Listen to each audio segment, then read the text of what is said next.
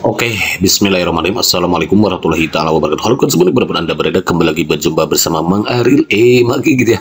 Semoga kita selalu dalam keadaan baik dan kebaikan selalu meniti kita semua. Oke kawan, alhamdulillah kembali makin berkesempatan untuk berbagi soal-soal untuk kita mempersiapkan diri menghadapi seleksi SKD CPNS tahun 2023, karena berdasarkan populasi beredar bahwa CPNS akan digelar pada tahun 2023 ini.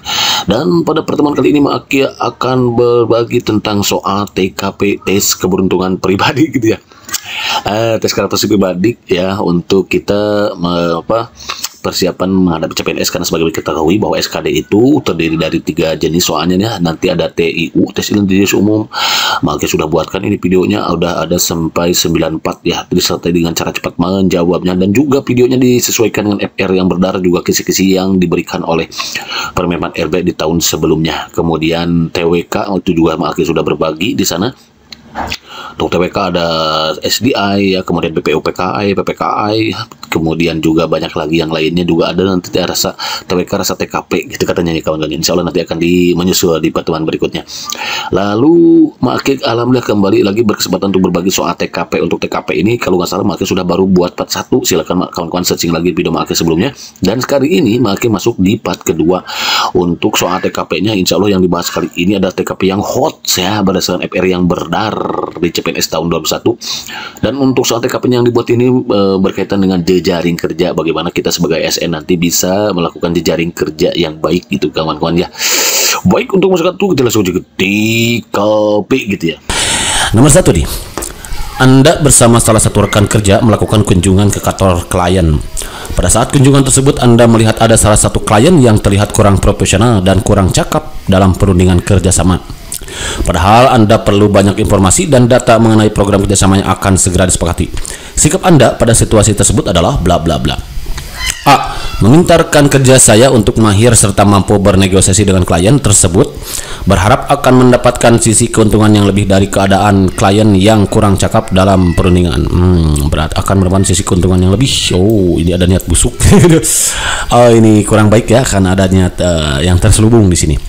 Yang B. Menyampaikan kepada atasan mengenai klien tersebut kepada atasan untuk jadikan salah satu pertimbangan untuk melanjutkan program kerjasama untuk periode. Ini main lapor segala gitu kan, sementara kita kan butuhnya sendiri gitu ya. Kalau seperti ini susah nih gitu, jadi membangun jaring kerjanya. C. Membatalkan kesepakatan kerjasama yang telah terjalin untuk program, apalagi ini ya, membatalkan kesepakatan kerjasama yang telah terjalin untuk program yang telah terlanjut berjalan bisa diberikan kepada pihak lain, dan saya akan menyarankan klien tersebut untuk mencari mitra kerjasama yang lain. Oh, ini kurang baik ya. Ini juga kurang baik. Yang D. Berusaha dan mencoba tetap mencari informasi penting meskipun saya yakin untuk membatalkan kerjasama. Ini juga sama, ada itikad membatalkan, berarti kurang baik juga. Yang E. Berarti jawabannya yang E, udah ini ketemu nih. Berusaha untuk tidak terlalu kaku dan arogan dalam menggali informasi dari klien tersebut sehingga ia tidak gugup dan bisa berunding secara profesional. Oke, betul jawabannya E ya. Jadi kita harus berusaha membuat dia jadi tidak gugup, tidak gugup, dengan diantaranya bisa memberi motivasi dia gitu ya, menyemangati dan lain sebagainya. Itu dia. Nomor 2. Dalam rangka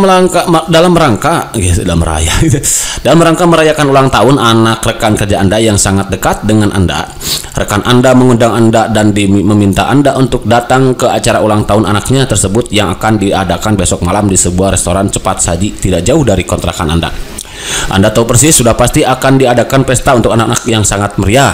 Padahal Anda sendiri sangat tidak menyukai anak-anak, maka yang Anda lakukan, jadi ceritanya lagi, kita tidak suka anak-anak, tapi rekan kerja kita akan merayakan ulang tahun dan apalagi mengundang kita. Bagaimana nih?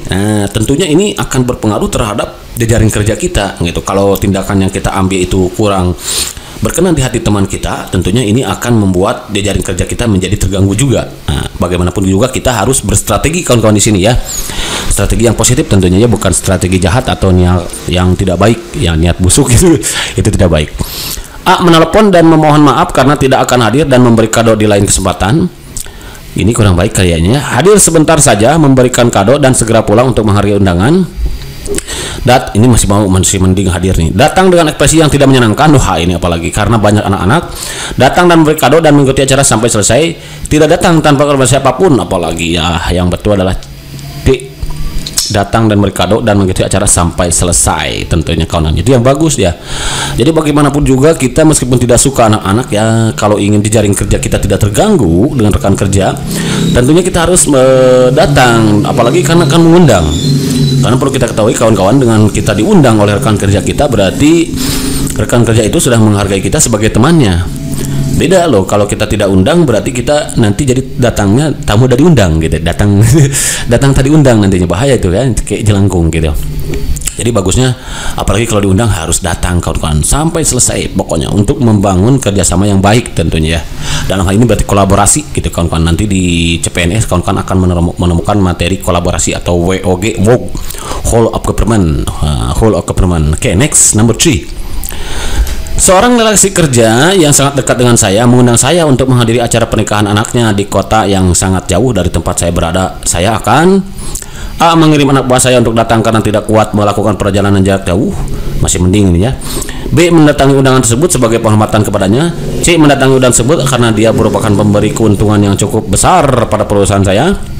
D. mendatangi undangan tersebut dengan mengajak seluruh keluarga saya. Nah, ini bagus nih. E. tidak menghadiri acara namun memberi sumbangan yang cukup besar. Jadi yang bagus itu D. mendatangi undangan tersebut dan mengajak seluruh keluarga saya. Jadi kalau ada sama kayak tadi gitu kan ya, dia mengundang kita di acara, apalagi ini acara pernikahan kawan-kawan ya, di acara pernikahan anaknya. Perlu kita ketahui kawan-kawan ya, bahwa acara pernikahan, kematian itu kan yang terjadi seumur hidup sekali itu ya, untuk yang menikahnya 1 kali gitu ya. Kecuali kalau mau nikah berapa kali, tapi kan rata-rata itu nikahnya 1 kali. Makanya usahakanlah kalau kita diundang dalam pesta pernikahan gitu ya, kita harus datang, karena pernikahan itu kan beda dengan perayaan lainnya gitu kawan-kawan, yang bisa datangnya dalam satu seumur hidup itu beberapa kali. Kalau pernikahan itu kan seumur hidup sekali gitu, jadi usahakan datang. Dan ini berpengaruh pada cara kita melakukan jejaring kerja gitu, menjaga bagaimana hubungan kita agar tetap berlangsung gitu ya, kerjasama kita tidak menjadi mudah gitu kawan-kawan. Oke. Ini perlu kawan ketahui bahwa prinsip dalam membangun jaring kerja itu, 1, kesamaan visi misi. Jadi kita harus punya kesamaan visi misi. Dibangun atas dasar kesamaan visi misi gitu ya.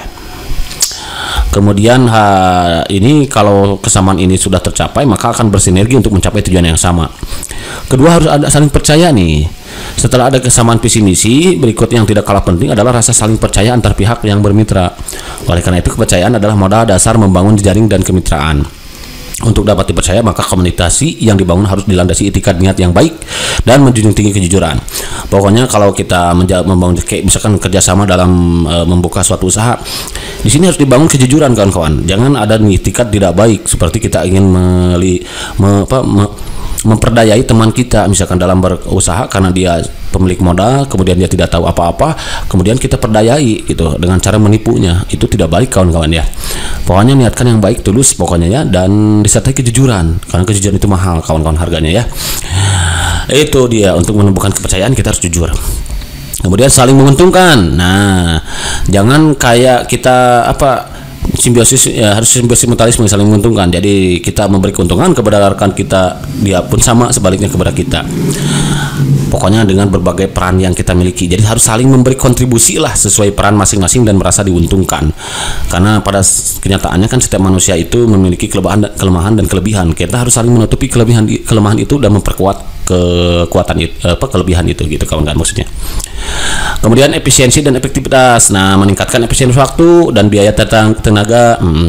Efisiensi tersebut tentu saja tidak mengurangi kualitas proses dan hasil, justru sebaliknya dapat meningkatkan kualitas proses dan produk yang dicapai. Dengan kemitraan dapat dicapai kesepakatan pihak berbeda melakukan apa sehingga mencapai tujuan menjadi efektif. Jadi harus efektif dan efektivitas.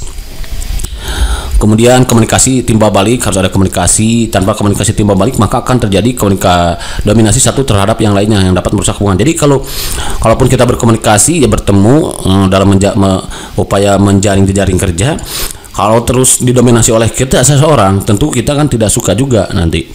Misalkan kita ngobrol dengan teman kita, terus aja teman kita yang ngobrol, sementara kita tidak kebagian waktu untuk ngobrol. Kesempatan gitu maksudnya untuk berbicara itu sama saja gitu ya. Begitu juga kitanya banyak ngobrol, jangan seperti itu, nanti orang lain juga akan jenuh gitu ya. Nah, kecuali Maki kalau di sini bebas ngomong gitu ya, karena gak ada lawan kerjanya nih. Komitmen yang kuat, nah dia harus akan terbangun dengan kuat dan permainnya jika ada komitmen satu sama lain terhadap kesepakatan yang buat. Jadi buat kesepakatan lalu komitmen gitu kawan-kawan.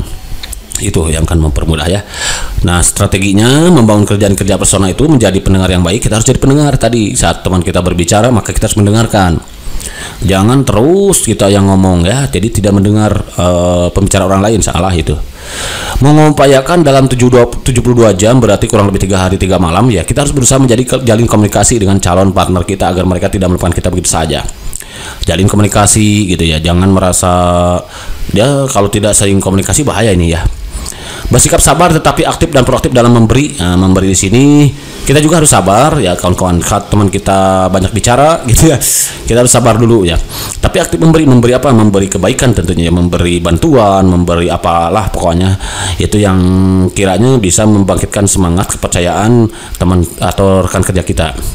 Bersikap lebih cerdas dan selalu menyampaikan posisi yang akurat dan apa adanya, jangan dilebih-lebihkan. Terus kesinambungan dan komunikasi, harus ada komunikasi juga tadi ya. Nah, kasus yang tadi ini diantaranya yang tadi ini nih, dalam upaya menghadiri acara pernikahan itu berarti kita sudah membangun komunikasi dan apa lain sebagainya gitu ya. Kemudian membangun kepercayaan, kemudian saling menguntungkan, masuk gitu ya. Dan komunikasi timbal balik gitu kawan-kawan. Oke, itu dia. Dan saling memberi. Nah tadi masuk bisa jadi saling memberi dan kesinambungan juga gitu kan. Oke kawan-kawan, barangkali saja dulu yang bisa diberikan kesempatan ini. Meskipun ada waktu tersisa kurang lebih karena berdasarkan informasi bahwa pendaftaran akan dilangsungkan pada bulan Juni mendatang 2023 ya, berarti masih ada waktu kurang lebih 6 bulan lagi, 6 bulan, dan sekarang itu bulan Januari sudah masuk ke tanggal berapa ya, 15 ya. Berarti jangan kita gunakan waktu yang tersisa ini karena kawan-kawan waktu itu ibarat pedang, kalau kita bisa menggunakannya maka dia akan bermanfaat untuk kita, kalau tidak maka dia akan kembali lagi kepada kita. Ibaratnya pisau lah, kalau pisau sering diasah maka dia akan jadi runcing, tajam gitu. Beda dengan ya tidak asah, dia akan jadi tumpul.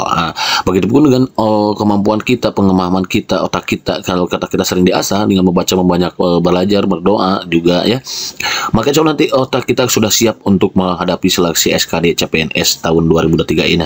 Apapun bentuk soalnya, karena TIU juga itu kawan-kawan ada deret, ada kemudian apalagi ada penalaran analitik, ada pemahaman bacaan, ada apa, kemudian juga ada kalau nggak salah ada bahasa Indonesianya nih. Bahasa Indonesia kayak kalimat baku, sinonim, antonim, banyak sekali macamnya kawan-kawan. Maka ini semua akan kita hadapi, akan bisa kita atasi dengan cara ya banyak membaca, banyak belajar. Nah, untuk belajar kawan-kawan don't go anywhere, stay tune here aja. Insya Allah nanti akan selalu update, pokoknya nanti akan selalu terus berikan yang terbaik untuk kawan-kawan semua. Di samping usaha kita yang maksimal, kawan-kawan juga agar tidak lupa untuk memaksimalkannya ya dengan doa. Jadi dua-duanya harus maksimal ya. Artinya usaha tanpa doa itu sama aja sombong, apalagi berdoa tanpa usaha itu sama aja bohongan. Antara usaha dan doa itu harus seimbangkan. Judul lagunya juga perjuangan dan doa. Oke, barangkali itu saja dulu sekali. Mudah-mudahan bermanfaat. See you next video. Assalamualaikum warahmatullahi wabarakatuh.